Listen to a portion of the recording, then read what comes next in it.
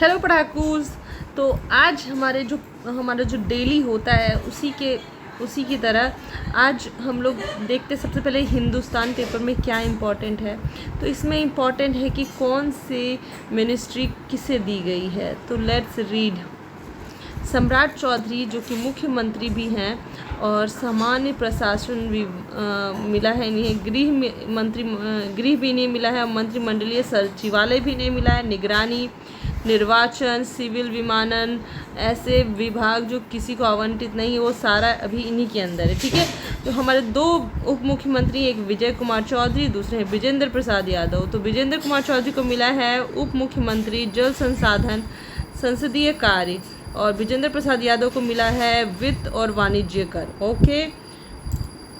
श्रवण कुमार को मिला है ग्रामीण विकास, सूचना एवं जनसंपर्क। विजय कुमार सिन्हा को मिला है कृषि। कृषि एक इम्पॉर्टेंट मिनिस्ट्री होता है तो इसे याद रखेंगे, विजय कुमार सिन्हा।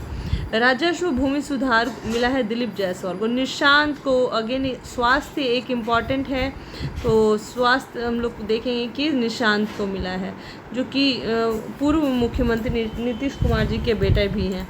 उसके बाद लेसी सिंह को मिला है भवन निर्माण। ओके। रामकृपाल यादव को सहकारिता मिला है। नीतीश मिश्रा को नगर विकास व आवास सूचना प्रौद्योगिकी मिला है और दामोदर रावत को परिवहन। संजय सिंह टाइगर को मिला है उच्च शिक्षा और विधि। उच्च शिक्षा और विधि मिला है संजय सिंह टाइगर को।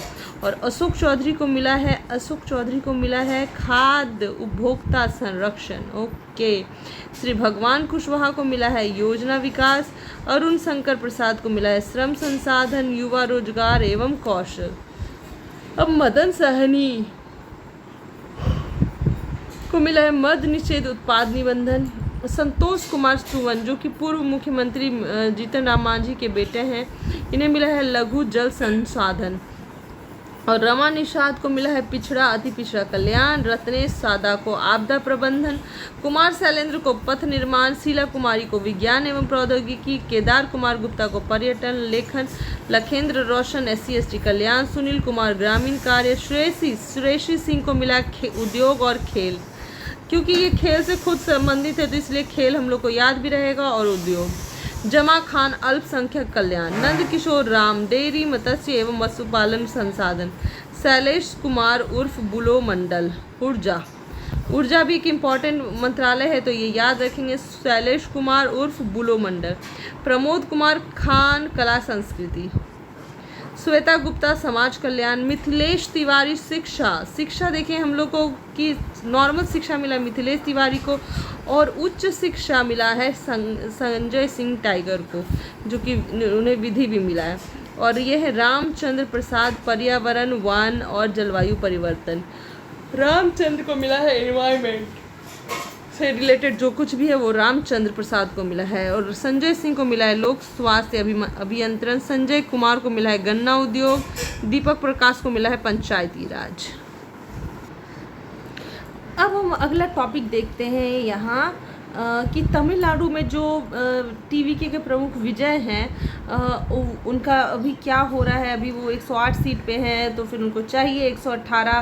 तो लेट्स सी वो कैसे उसको करते हैं पूरा। फिलहाल अभी बहुत डाउटफुल है तमिलनाडु में किसका गवर्नमेंट बनने वाला है। ओके। लेकिन बाय दैट टाइम हम लोग देखते हैं कि वेस्ट बंगाल में जो ममता बनर्जी कह रही थी कि मैं रिज़ाइन नहीं करूँगी अपने ये से CM पोस्ट से, तो उसका क्या प्रावधान है हमारे कॉन्स्टिट्यूशन में। तो यहाँ पे जैसे मेंशन किया हुआ है आर्टिकल 174। तो लेट्स सी क्या है प्रोविजंस ऑफ आर्टिकल 174। इस आर्टिकल के तहत जो कि आर्टिकल 174 कहता है deals with the sessions of the state legislature, जो कि राज्य विधान मंडल के सत्र से के प्रावधान जो है ये इस आर्टिकल में दिए हुए हैं। तो इसके कुछ मेन प्रावधान है जो कि है, पहला यही है कि राज्यपाल जो है वो सदन को बुलाते हैं। जो हमारे गवर्नर हैं यही सदन को बुलाते हैं इस आर्टिकल के तहत।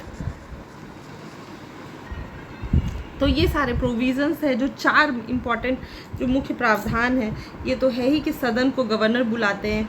दूसरा ये कि जो 2 सत्र होते हैं, जब जो 2 सत्र होते हैं, सेशंस होते हैं हमारे लेजिस्लेटिव असेंबली में या लोकसभा में या राज्यसभा में, कहीं पे भी उस दोनों के बीच में कभी भी 6 महीने से ज़्यादा का अंतर नहीं होना चाहिए। तीसरा ये है कि गवर्नर के पास ही आर्टिकल 174 के अंदर ये प्रोविज़न के अंदर पावर है कि वो सत्रावसान मतलब कि प्रोरोग कर सकते हैं, ठीक है। और चौथा ये है कि वो भंग कर सकते हैं, इसको डिसॉल्व कर सकते हैं। अब यहाँ पे एक क्वेश्चन आता है कि ये प्रोरोग क्या है, ये प्रोरोग क्या है ये, और ये सत्रावसान क्या है। तो ये है इसका इट मीन्स कि एंडिंग ए सेशन, एक पार्लियामेंट का जो सेशन है या एक विधानसभा का जो सेशन है उसको एंड कर रहे हैं, किसी भी एक हाउस का, ठीक है, उसको हम लोग एंड कर रहे हैं सेशन को without ending the house itself. House को पूरा नहीं ख़त्म कर रहे हैं, बस एक सेशन को ख़त्म कर रहे हैं। ये है हमारा क्या, ये है सत्रावसान। ओके, सत्र का जो अवसान हुआ दैट इज़ प्रोरोग। ओके, यहाँ पे मेंबर्स जो है वो एमएलए ही रहेंगे, एमपी ही रहेंगे, वो उनका कुछ नहीं वो होगा कुछ भी। और वो पर्टिकुलर सेशन जैसे कि मॉनसून सेशन हुआ या विंटर सेशन हुआ या जो भी सेशन हुआ, बजट सेशन हुआ, सिर्फ वही सेशन वो ख़त्म होता है, मतलब वो पर्टिकुलर एक सेशन ख़त्म होता है, उस अगले सेशन में फिर कार्यक्रम फिर स्टार्ट हो जाएगा, ठीक है, अपने टाइम पे। ये हुआ prorogue. But what is the difference between summon and dissolve? Let's understand that. तो यहाँ हम लोग समझेंगे समन और डिसॉल्व क्या है। समन जहाँ पे क्या है कि सेशन को बुलाते हैं हम लोग, जैसे मॉनसून सेशन स्टार्ट होने वाला है तो summon, the governor summons the assembly, ये करके कहा जाता है। वेयर एज डिसॉल्व क्या है कि वो पूरे सेशन क्या, पूरा असेंबली का ही ख़त्म, ending the life of the house, मतलब कि वो जो और 2-3 साल चलने वाला था वहीं पे वो ख़त्म, डिसॉल्व हो गया, वो ख़त्म हो गया, ठीक है। इसके हिंदी में कहते हैं सत्र बुलाना और इसे कहते हैं विधानसभा भंग करना, डिसॉल्व।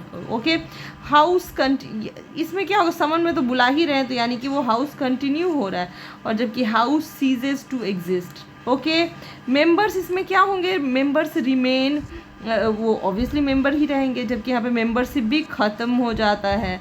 इलेक्शंस, यहाँ पे कोई इलेक्शन का ज़रूरत नहीं है, जबकि ये पूरा ख़त्म तो मतलब इलेक्शन की ज़रूरत है। गवर्नर या प्रेसिडेंट या गवर्नर या प्रेसिडेंट दोनों में से कोई एक इसको करेंगे। तो आप लोग का ये होमवर्क है, जैसे मैंने ये बनाया है आप लोग को भी सिमिलरली बनाना है prorogue versus dissolve. I hope आप लोग को अभी इसमें बहुत क्लियर हो गया होगा। तो with the use of what ever means, इधर बुक और इंटरनेट, आप लोग इसका दोनों के बीच का डिफरेंस पता करेंगे। अब यहाँ से एक क्वेश्चन और आता है, या कहें कि एक एकदम सटीक आर्टिकल आता है कि क्योंकि अब एग्ज़ाम क्योंकि बहुत ज़्यादा इन डेप्थ पूछा जा रहा है, तो इन दैट केस क्योंकि हमारे पेपर में भी अगर हम लोग देखें तो यहाँ पे मेंशन किया हुआ है आर्टिकल 174 ऑफ 2।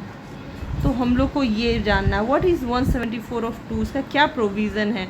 तो आर्टिकल 174 ऑफ 2 ऑफ बी ये क्या कहता है, ये आर्टिकल कहता है, this article says that governor can dissolve. तो ये क्लियर हो रहा है कि आर्टिकल 174 ऑफ 2 ऑफ बी कहता है governor can dissolve the legislative assembly. Governor क्या कर सकता है, तो डिसॉल्व कर सकता है, मतलब असेंबली को एंड कर सकता है, ठीक है। और यहीं पे एक और इम्पॉर्टेंट आर्टिकल है जो कि हम लोग अगर ये वाले जो वेस्ट बंगाल के सीएम का इलेक्शन हारने के बाद नहीं रिज़ाइन करने के केस से रिलेटेड है, तो ये है एक और आर्टिकल, वो है आर्टिकल 164, जिसका क्या है तो सीएम अपॉइंटमेंट, सीएम का appointment plus council of ministers,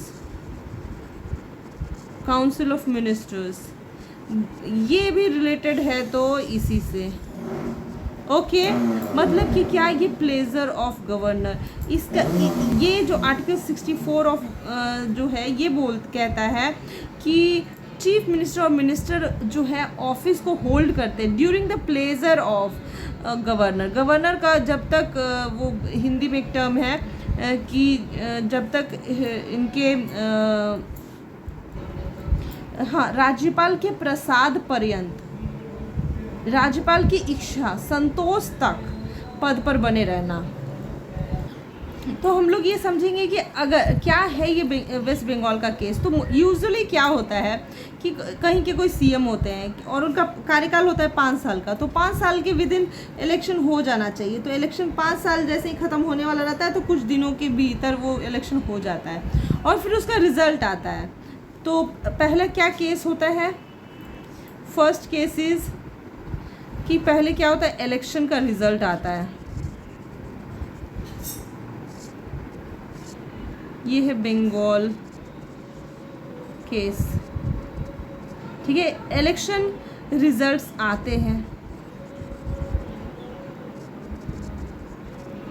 फिर क्या होता है सीएम मेजॉरिटी लूज कर जाते हैं,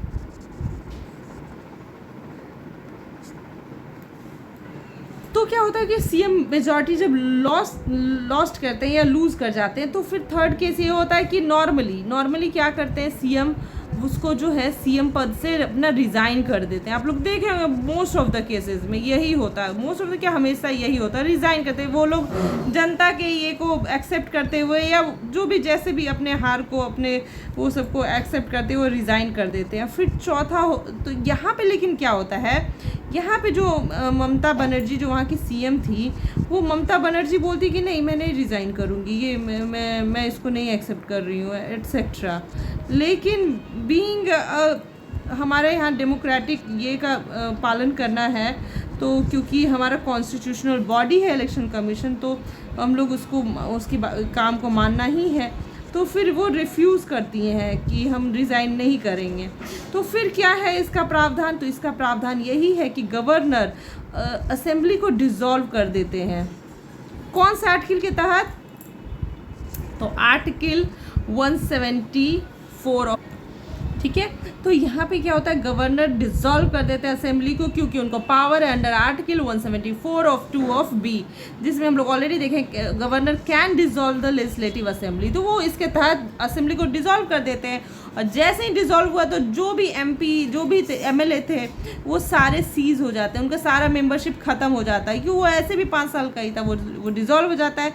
तो फिर नए गवर्नमेंट फॉर्म होने का प्रोसेस वहाँ से शुरू होता है। तो ये this is the whole thing जो कि हम लोग को याद रखें, ये पक्का यहाँ से एग्ज़ाम में आना ही है।